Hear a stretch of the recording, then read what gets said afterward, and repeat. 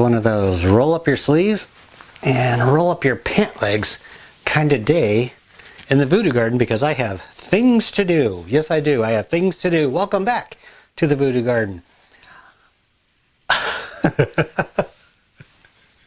I noticed you guys really got a kick out of that hydroponic system. I did too. And you know, the nice thing about it is within a few hours, the water started turning brown like compost tea. And it's just cruising right along. I will give you an update on that. But today, we're not doing that. Today, we are going to deal with this colorful little morsel. And I'm going to do my very best to give it a whole new life. The holiday season's over. And these little stragglers are usually on sale right after Christmas. Right now, they're all gone, but I'm a little late on my programs, but it's so sad because right at around Christmas or the day after, you'll see these things marked down to practically nothing. They're just giving them away. They gave up watering them. They look like crap, but you can still save them. So I would recommend if you see these after Christmas, snag them up and you can get them dirt cheap, literally dirt cheap, even cheaper than dirt.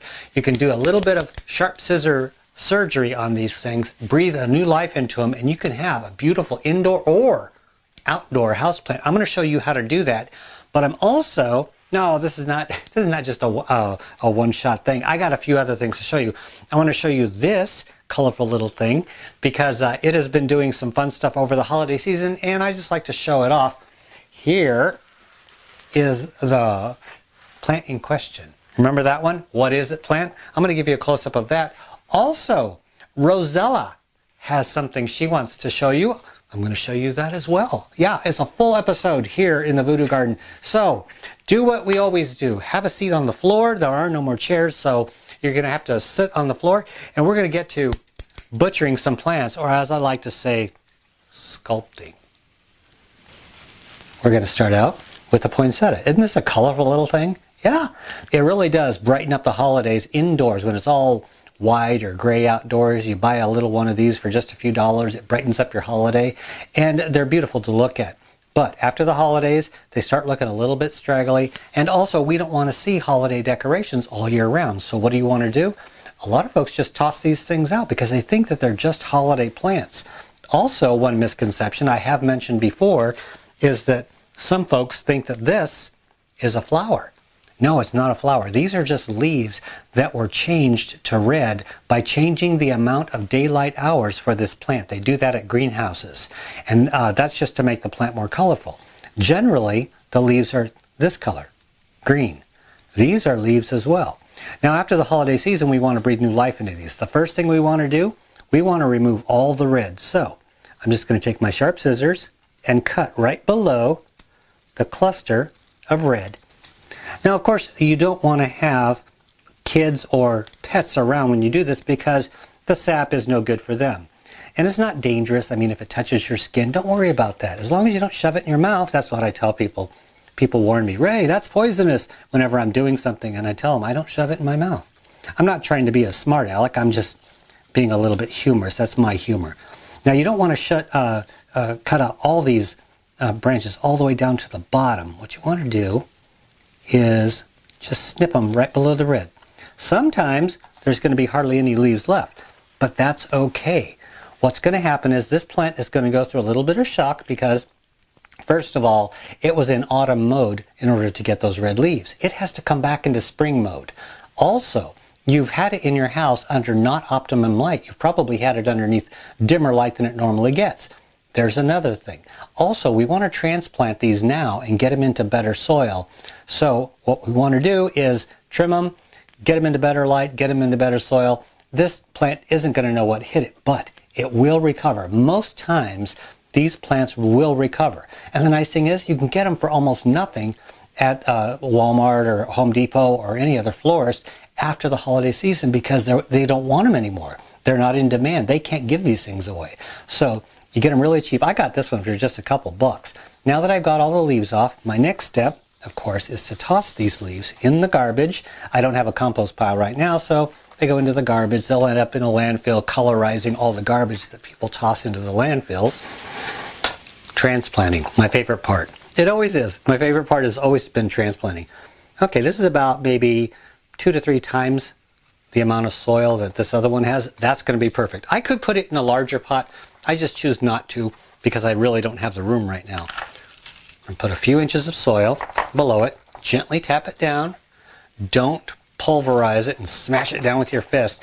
That doesn't do your plants any good. They don't live in that type of soil naturally, so don't create that for them in your home. Just gently tap it down. We're going to put this to where the regular soil line here comes to about the top, maybe a half an inch lower. Push on the pot, push on it like this. Get it out of there. It does have roots. Now, if the roots are not super tangled, and you can do this gently. Now, I like to do it when the pot is just a little bit dry. That way the soil holds together just a little bit. And that way the plant isn't all soggy when I water it into the pot, because you're going to want to water it in order to settle in the soil.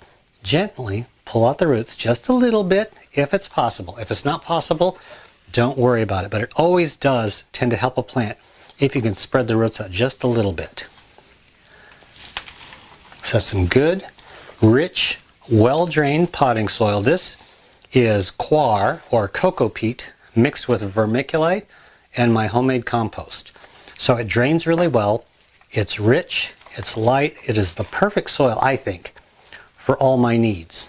All my plants' needs, actually. Toss it in there. Don't press it down. Go like that, level it out. And you want to have it not slope down on the edges. Have it just a little bit of a ring around there so the water will go halfway between the pot and the plant. There we go. Take a watering can, find some water. Where'd my water go? Who took my water? One of you. Oh, never mind.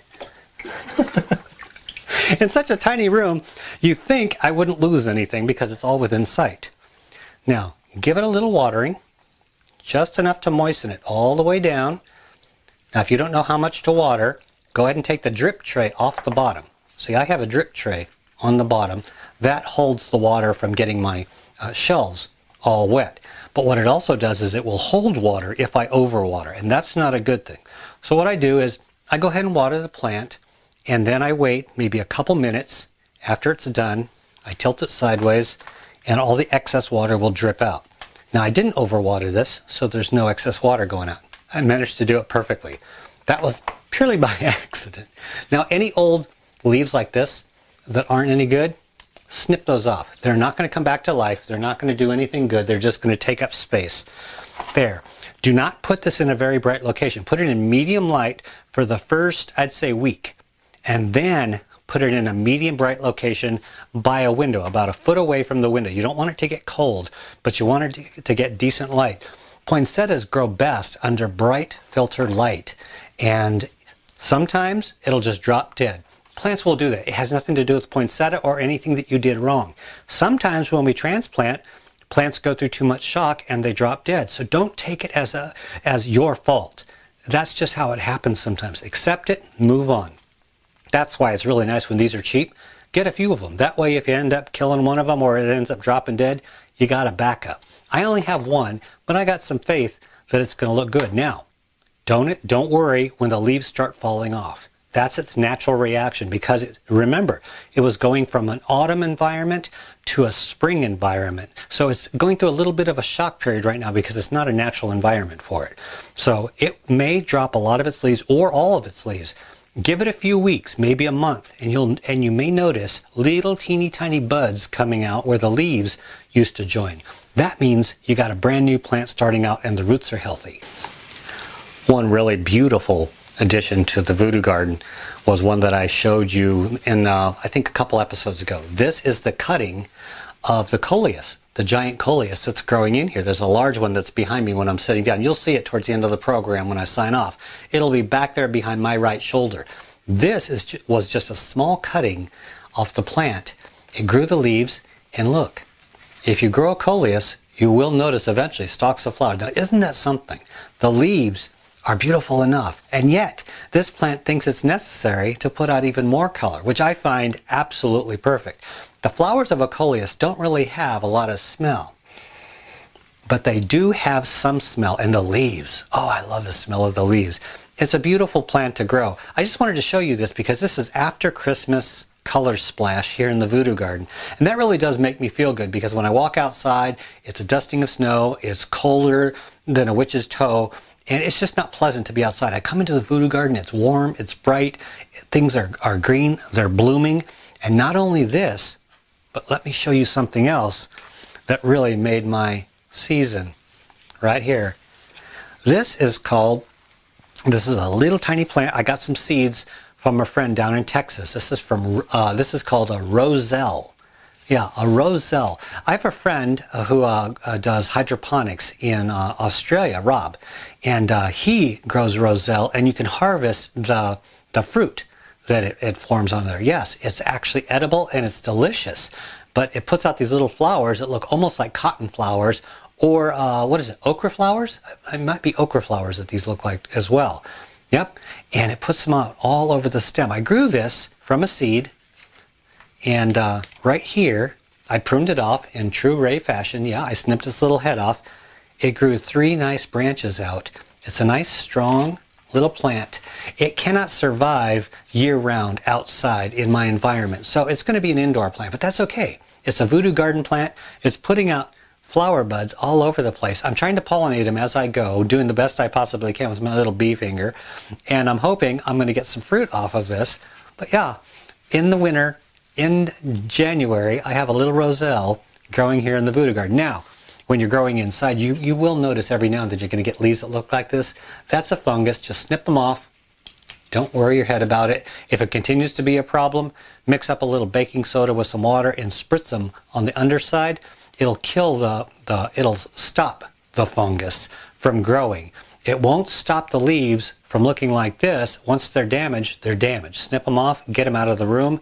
But the newer leaves, it will keep them from getting damaged. Also, spray the soil too in case you have any spores down there. It's really not a big deal. Now, there was one plant that I wanted you to identify, because it's something that I decided to grow. You can see the tag, so the surprise is over. This is called a burgundy okra. Yes, I'm growing okra in the Garden of Voo. Okra is generally a southern thing.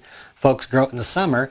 I got some seeds from a friend, and I get a lot of seeds from people, and sometimes just for the heck of it I like to grow it. I figure, what the heck? Now, I don't like okra, and people are going to tell me, they're going to jump all over me after this program. Ray, you got to try it this way. Ray, you got to try it that way. I don't like it. Just like eggplant. I don't like it, but I love growing it. So I'm growing okra in here, and I'm going to see if I can get okra flowers and okra fruit. Wouldn't that be a hoot? Getting okra in the middle of winter here in Iowa, growing it indoors. But yeah, that was the surprise plant that I'm growing. It's okra, and it's doing really good. I haven't had to do anything with this except for give it a bigger pot. It was in a cup, and that just wasn't doing it. The root system was going nuts on this, so I had to hurry up and transplant it. Hopefully, this pot can contain it, because I'm wondering if it's going to take over the room. They do get quite tall out in nature. In the Voodoo Garden, I have no idea. Well, I think that's going to do it for the Voodoo Garden. Yeah, a short episode, short, sweet, to the point. I wanted to make sure I got that done. Showed you how I pruned my poinsettia. In case of, some of you were waiting to do yours, now you have instructions on how to do it. I've done this before, and one time in Minnesota, I took a little poinsettia. Now, I have killed a few of them, so don't worry. If yours dies, I've done it too. But the rewards for succeeding on this are incredible. I took a little one year, I pruned it back, I put it by the window. I didn't have any kind of internal lights. This is before the Voodoo Garden even existed. But I had it by the window, and it grew. I transplanted it, it grew, it got huge. It got bigger than this right here. It was this huge plant, but it never did turn red again because I didn't alter the light. It stayed green, it grew big, I pruned it back, it got bushy. It was a beautiful indoor plant. Poinsettias can be great indoor plants, not just holiday plants. There are so many different things that you can do that people don't even expect. The Coleus with the flowers, Rosella growing indoors, and what the heck? Okra, just because I can. That's the Garden of Voo. Everything is possible. That's what I like to say. All things can be possible in the Voodoo Garden. So if you have any questions, post it in the comment section below. Otherwise, I will see you next time. Here in the Garden of Voo, we have some other things behind you. Yes, I have even more things getting started. You're not going to expect it, but I'm going to show you anyway. And possibly an update on the hydroponic system. You don't hear it right now because I had to turn it off because it was distracting while I was filming, so I got to hurry up and turn it back on. so that I can get oxygen back to the roots. I don't like to leave that pump off. It runs 24 hours a day. Okay, I will see you next time in the Voodoo Garden. Until then, we're out of here.